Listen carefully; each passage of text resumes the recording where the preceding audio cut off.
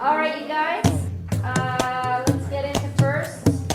There is a movement promoting our stories, and many of us grew up with a strong craving for images we can relate to. Production teams, writers, creative heads have come together to tell stories, and this podcast is their voice. The themes covered are very relevant to the Black community, and anyone concerned by the social and racial injustices that are in place to stifle this voice. The Pan-African voice is not easily heard, and here we talk about our movies, that film or doc which you heard about but didn't get to see. What was the story? Where can I watch it? It now has a voice. Tune in. We walk you through these stories and interview the filmmakers. Welcome. Karibu sana. Karibu sana. And starting right on the lens. Ready?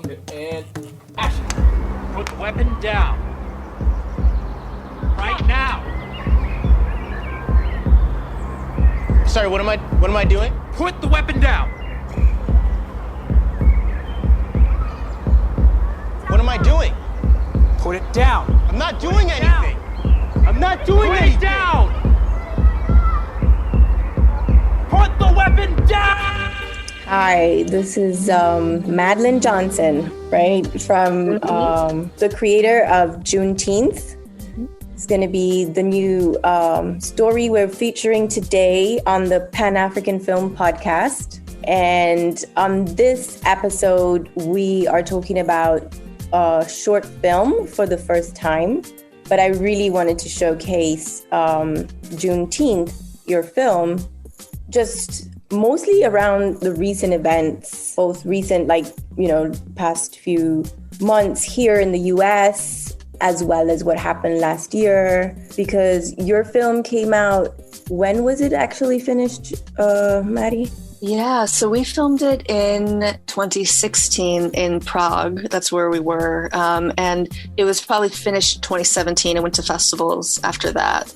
And yeah, so that's been, 2017 was like 4 years ago now. So it's been several years since that was made. At the time, actually, I think I started working on that film because that was right around when Trayvon Martin was killed. And it was right around that time. And I actually, I was studying in film school in Prague for a year doing directing. And it was interesting because we could make a short film as our final project. And I wanted to tell this story. And honestly, people were like, can you not? That's going to be really hard to do in Prague, telling this very Black American story, And it could not be filmed. It just does not apply to the Czech Republic in the same way, But I was like, we can do it. And I think mostly I had things in my heart that I wanted to say. And I was like, we're going to get this done.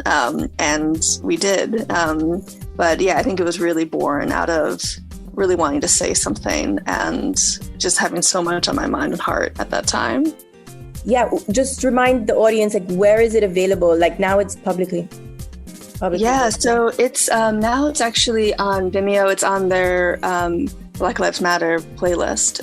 And so I feel I had put it on and made it available a while ago, and then it was added onto that playlist maybe within the past year or two or so. And yeah, so people can check it out there. That's awesome. And how do you feel about, the recent allocation of the event as a federal holiday out here in the US? Yeah, I mean, I think I feel a lot of things. I think for me, I really love what Juneteenth is. As a holiday, and that the history of it was that people were still enslaved, and then people were we cannot, emancipation was already passed. People were still living enslaved, being enslaved, and that just all got disrupted. And so the celebration of it as a liberation, I think, is a really helpful reminder in our daily life. I feel I'm always looking for ways to celebrate what does liberation look like on an individual level, on a collective level. So I think thematically, I'm just so here for it. But I think, if I'm honest, I named that short film Juneteeth because I feel what does it look like to be free, but to live in a world that doesn't recognize that? And that's what that short film is about. And I feel that's a question that we're still asking. And I think, for me, my perspective is I'm really happy for all the things celebrating Black life. But I also want all the changes that empower and liberate and celebrate. So I think there's a lot more work to be done as well.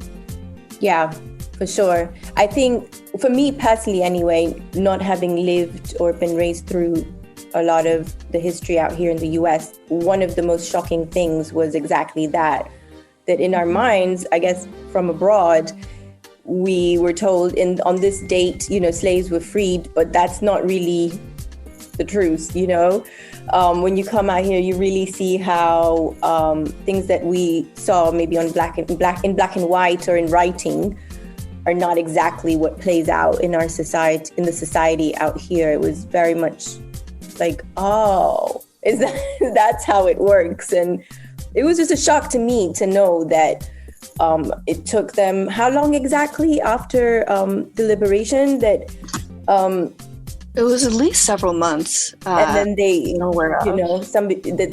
the general literally had to come down all the way down to Texas and let them know, by the way, right. the war ended and this happened, you're actually free. Like, it just shows you how the power of, societal habits and what we live on a daily basis is just so much more influence on our daily lives than, any law that's passed or anything that's made official. Absolutely, yeah. And then, in your film, I just want to give a quick synopsis just for the listeners, because I don't want to give it away too much, but it's a story about a young man / older boy, like a teen, I would say, and he's and it's his birthday, and his is it his grandmother or a relative that's not his mother gives him a weapon, which it can be seen as like a benign gesture because it's not, a gun. And we'll come back to that for his birthday. And his mother freaks out, as the mother of a boy, I can relate. And then obviously, you see how he starts to practice martial arts with the weapon. And then there's an episode towards the end where we clearly see, like you said, how our society doesn't necessarily embrace our freedoms and what we should be allowed to do in a way that's really impactful. And it's such a powerful story. It's definitely something I felt that was ahead of its time. It's just shocking to me now to even learn that it was shot in Prague. But how do you feel then about the movements, sparked by George Floyd's death and everything that happened last year in relation to your film and what your message was?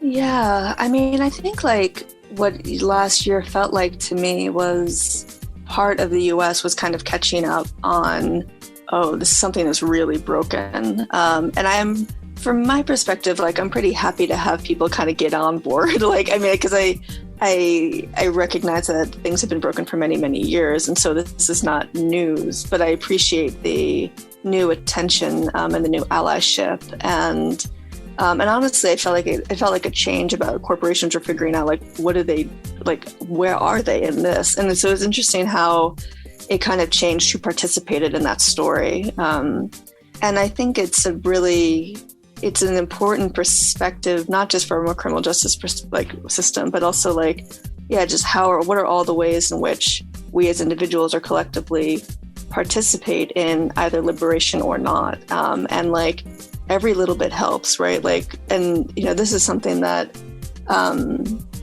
this is from a very different perspective, but I once heard this really awesome theology, or Jewish theology called Tikkun Olam, and it's about healing the world, and it's about how we are all empowered to heal the world where we are, and we don't need to be smarter or richer or different. It's all about how this work needs all of us exactly where we are, and I think that is exactly how I feel about it, where yes, especially when we're watching these huge events unfold, because it's can't the criminal justice system be better? And we all have such a heart for that. And I'm totally here for that. And I've done work in that field in prison ministry and things like that too. So, but also the world needs all of us exactly where we are to be thinking towards liberation and change. And so it doesn't matter who you are, you're all welcome in this work. And I think that that's really just really helpful. And I think the events of last year, people were waking up to their own participation and in that as well. Absolutely. Yeah, that's a good way to look at it for sure. It's like a wake up call, wasn't it? Yeah. But like you said, there were so many before George Floyd. Yeah. It's kind of difficult to wrap your head around what's going on and how it's playing out. Yeah, absolutely. I mean, this is like one thing that I think a lot about, and it reminded me of what something you said earlier, but another piece that I've been writing, it's a pilot called American Freedom, but one of the questions it asks is like, we may have gotten rid of some of our Jim Crow laws, but we still have our Jim Crow hearts. And I think it's about like, just about like you can make change on these big levels. And that's great, like, thank God, but also like there's so much work that needs to be done. And honestly, like it's very hard and painful work, like I feel like every time those news articles come out, it's like, it's so brutal. And it's a really hard space to even be living in. And even when it doesn't touch like any of my loved ones, it's not like it's personal. And so, like I think allyship is not perfect, and I'm glad for people to be here, but it's hard work. And I think it's something that people are learning how to do. And that's not a perfect process. I'll say that. Yeah, I've heard that about allyship because I heard it a lot. I heard about it being used as a tool or instrument a lot in the corporate world, but from people who actually practice more social work, in the actual grassroots level where it's at, I've heard that kind of they've just been burnt a lot by allyships. And for me, the thought process behind it is more like, I think the main flaw of humanity is really like obviously the ego, right? So if an ally partners with you, I just can't help thinking like there's something in it for them. And so I always feel like you're your best advocate. Yes. And there's no one who's going to advocate for you better than you. It's something I've learned personally anyway. And I completely agree with that, because I do think that, like, I think one thing that I'm working on in my own life is how do I speak up for who I am and my truth, but also like how do I support others in their struggle as well. And like, it's important to let the people who are most affected be the voices and be the leaders and be the thought leaders. And like, I think like allyship is not easy. And I think it takes skills, and I think it takes because like ongoing work in that process. And like I do think that you kind of have to learn how you can best support who needs the support in that. And I will say that that's been something that I feel like has been hard, even like since Juneteenth, since I made Juneteenth, and even now is like, if I'm honest, how much of sometimes I feel like conversations around race center around how white people feel around race. And I'm like, that is important, but that's not actually the most important thing here. There's a lot of like people are literally being killed. There's a lot of injustice that's happening, and like that really needs very urgent attention. And so I think there's a lot to be said for learning. For me, like, coming from the continent out here, the kind of similarities that I can find is sort of with colonialism, and how, just because they told you, this from today, you have Independence Day, yay, we all know even back there that it didn't really effectively mean freedom was granted immediately, and it's really important to see, like I said, you just don't know until you kind of come out and unite and in these conversations, because it was surprising to me when I came out here that, African Americans, have been free for all these years, but there was so many other things. There were so many layers. And I think it's the same thing back in Africa, to be honest, because when you have people controlling, all your government debt, when you have people kind of manipulating all of the aid structures and how you even get fed ultimately, it's the same thing, really. It just changes name.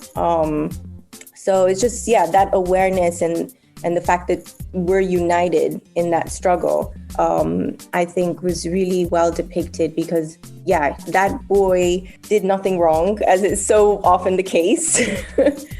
And then the other element of the justice system here is that, like, you know, once you're booked, that's it. That could be, you know, easily 20 years, even if you're not in jail, because of the way the parole system works. Mm-hmm. So yeah, that was all a learning process in terms of what I learned coming here. But it's pretty much the same out there. Like, if something happens once, there are systems in place to kind of keep you always falling short or behind in getting yourself moving forward. Yeah.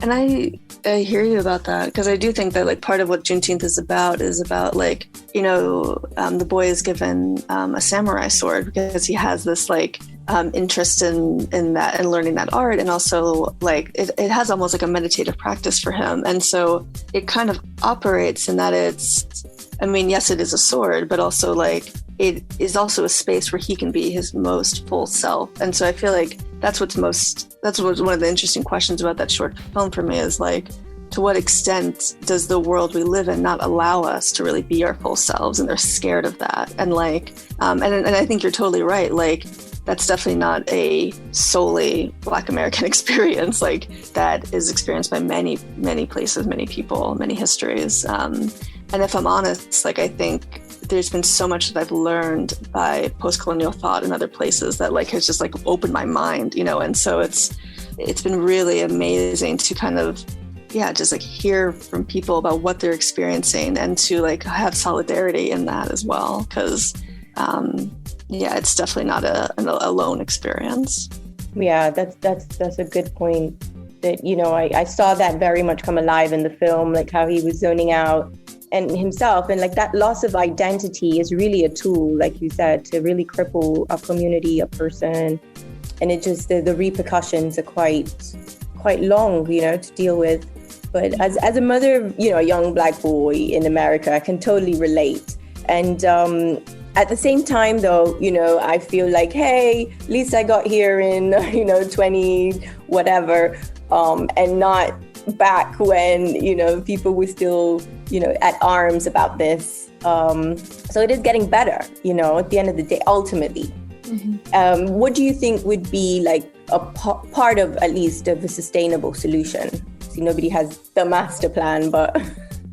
Yeah, I mean, I do think that, like, you know, I feel like I've heard that statistic about how pretty much at every single phase of the system, from like arrest all the way down to sentencing, like, the racial disparity is just really clear. And it's kind of like, something's like clearly wrong here. It's like, what is it like at every single phase? And this is also a very different part of my life, but I used to work at a nonprofit law firm, and we used to summarize rap sheets for people. And I can't tell you the amount of times, and this is not like I probably did like a few hundred when I was there, but like, I can't tell you the amount of times where I've like looked at someone's arrest record and like been like, arrested, got away, and I'm like, and I'll check like, oh, this person's white. Do you know what I mean? And like, it's just it's very surprising watching, you know, like looking at things like that, and then like single arrest, big felony conviction. And so it just was even weird. And like, I'm just looking at the rap sheets I'm looking at. It's not like some systematic study, but even that, I was like, something is off here.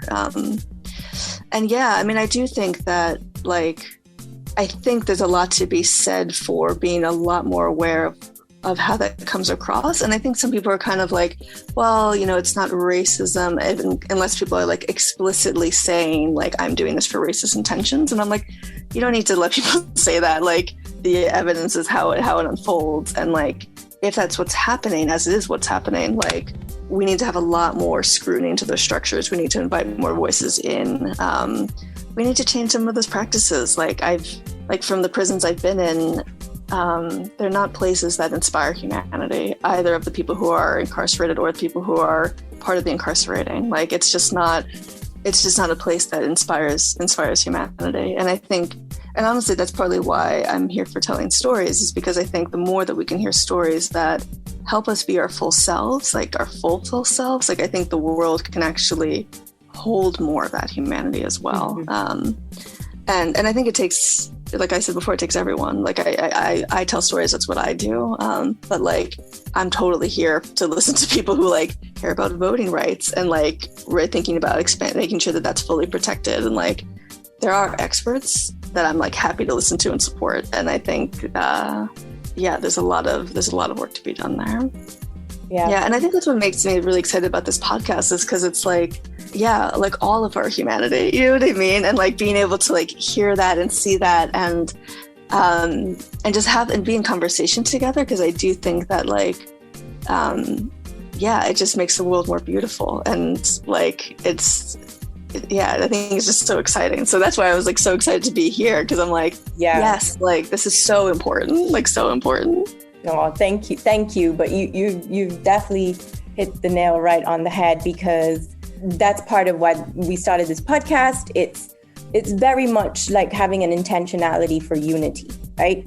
There's been a structural, systemic, process to disunite us, like to divide intentionally, like over and over, that I feel it's almost so easy for, Africans at home and in the diaspora to disassociate from each other so easily, so quickly.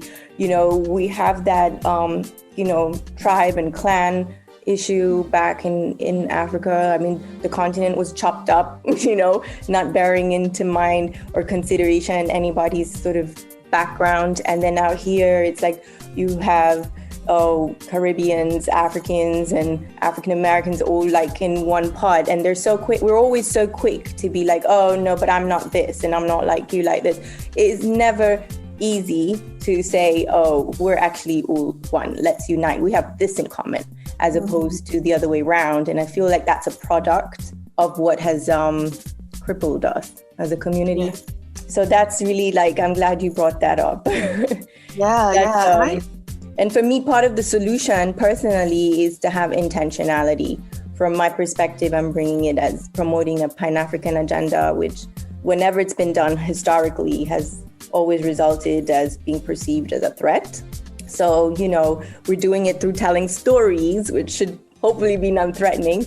But at the same time, what I expect from parties who are Pan-African is to have intentionality. If they are, offering allyship or anything else, to have really purposeful intentionality in seeing that injustice and how they're going to, help if they are.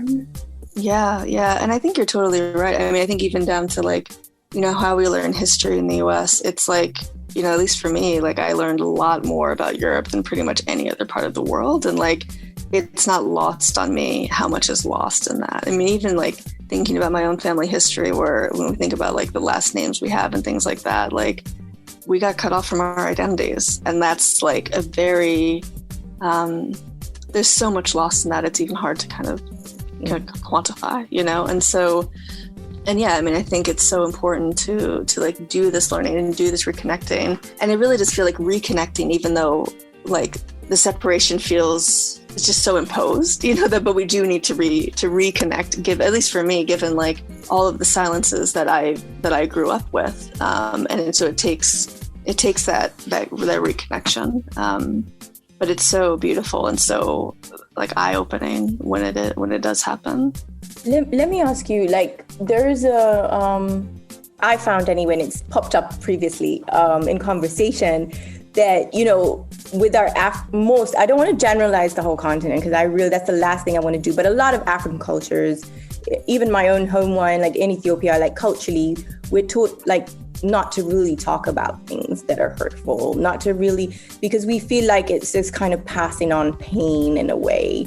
And so historically, like, we'll communicate and things get passed on to you that are nice or good, or like, did you know this? And you should do this, and good, like, say, celebratory traditions, kind of how Juneteeth has come and it's supposed to bring people together, but nobody really tells you what happened. Like the biggest shock, as an example, for me, like coming to the States was the first time, I did Thanksgiving. I was like, hey, let's give thanks. Yeah, but like nobody told me like what it was about. And so, like, is that the same in African American culture? Would you say like people try not to? Because I know like when I was living in Brooklyn, I saw like, at least with the parents I was around, they had a Black boy especially, they would tell them like, when you see a cop, this is what you do, etc. But if it's not survival skills, do you feel like it's passed on to descendants of slavery, like how what their pain was, what they went through, the traumas. Yeah, no, I think you're totally right. And I do think that, like, it kind of amazed me how much silence has been in my father's family in particular. And I do, like, you're totally right. That's totally been my experience as well. And there's a lot of gaps. And even, it's interesting because I feel like, and I think part of the reason why I went into film is to be able to say the things that no one will say, And so, like, but yeah, I mean, even now, there is a lot of silence around that. And I think it is that they don't want to pass around the pain. They don't want to give people a victimhood or, like, there's good intentions around that silence. But honestly, like, this is totally different. But, like, to me, it's like not telling your kids your, like, family medical history. Like, yeah, I don't, like, all those details are hard and they can feel really personal, but, like, we actually really need to know those things. And I think it's a little bit of it's a kind of a distinct analogy to make, but I do think it's incredibly important to kind of hear these stories because we're already feeling the effects. Like, we might as well know more so we can at least understand more and then start figuring out what to do from there.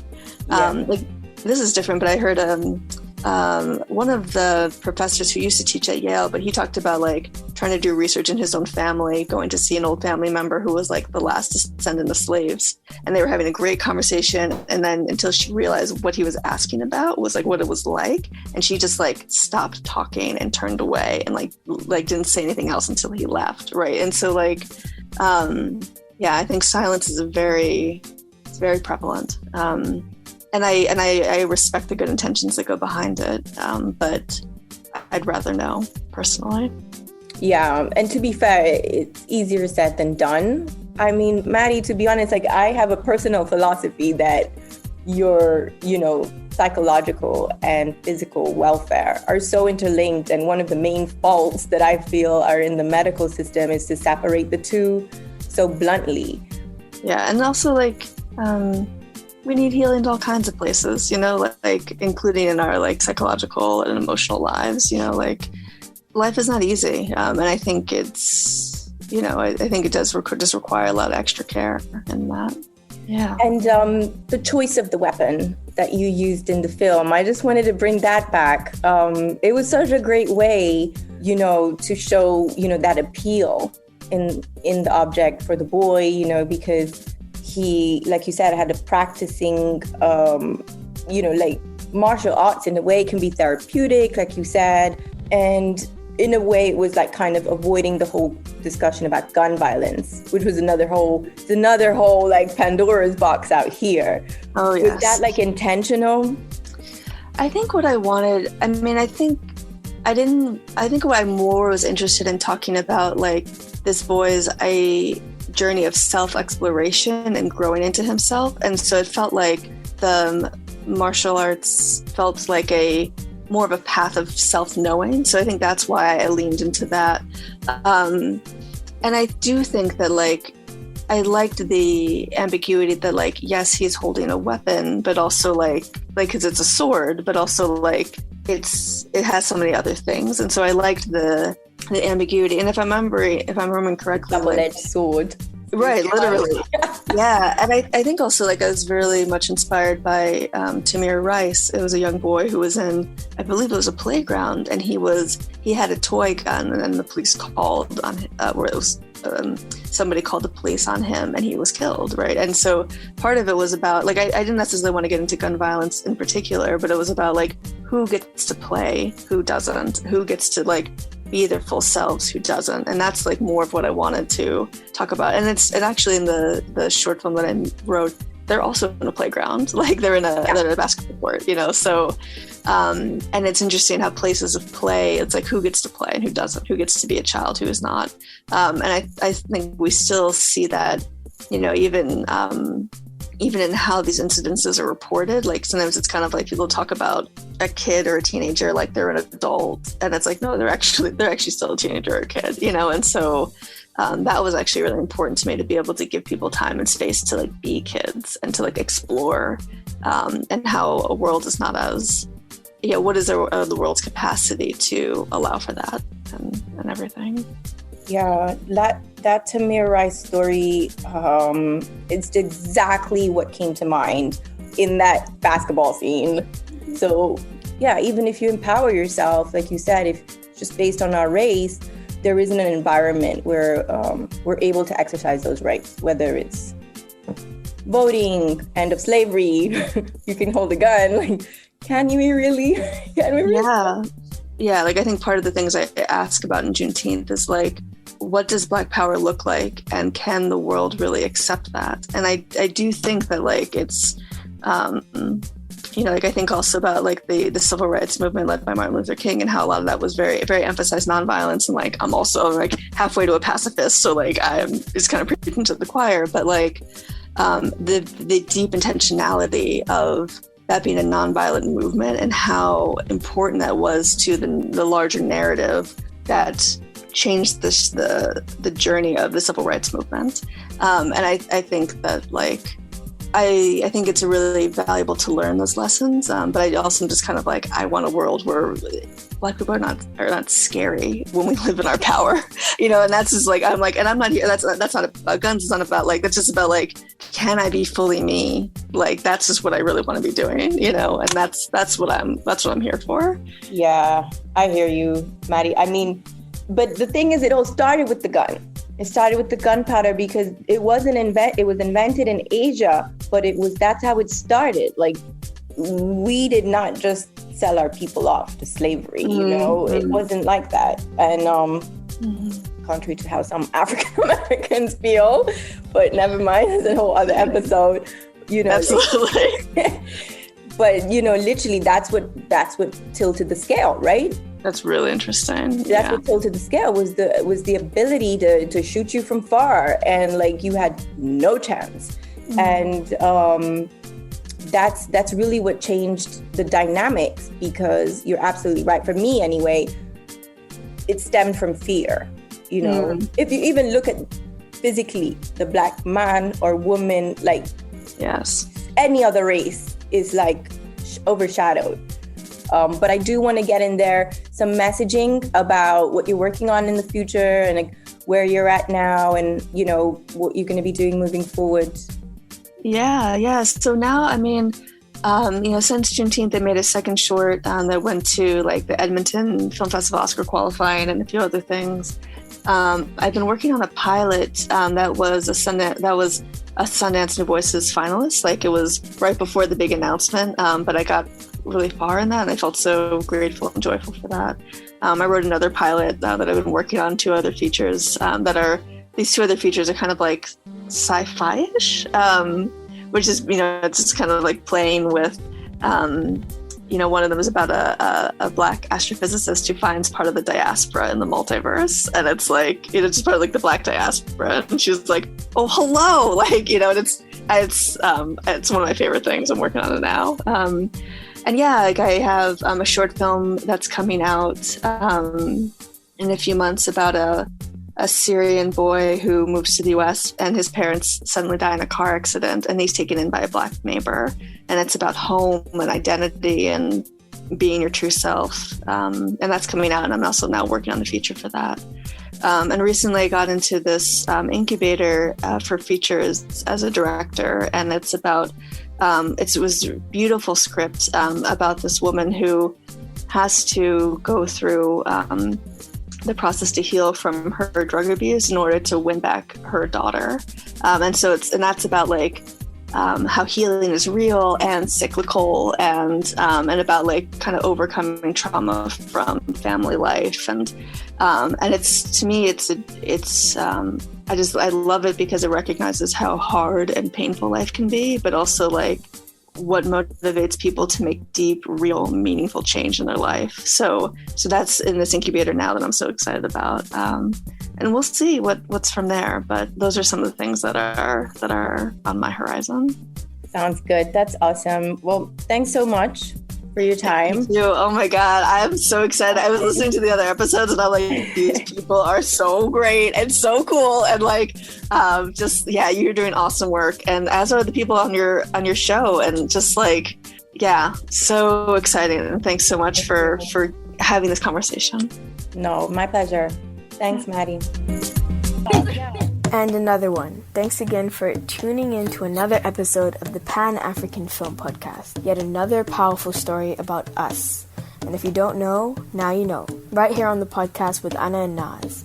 The Pan-African Film Podcast is hosted by Anna Marano, development executive in the U.S., and her co-host is none other than Nazizi Herji, reggae artist in Nairobi. If you want to talk some more, we can be reached at annaheron@gmail.com. That's ANNAHERON@gmail.com.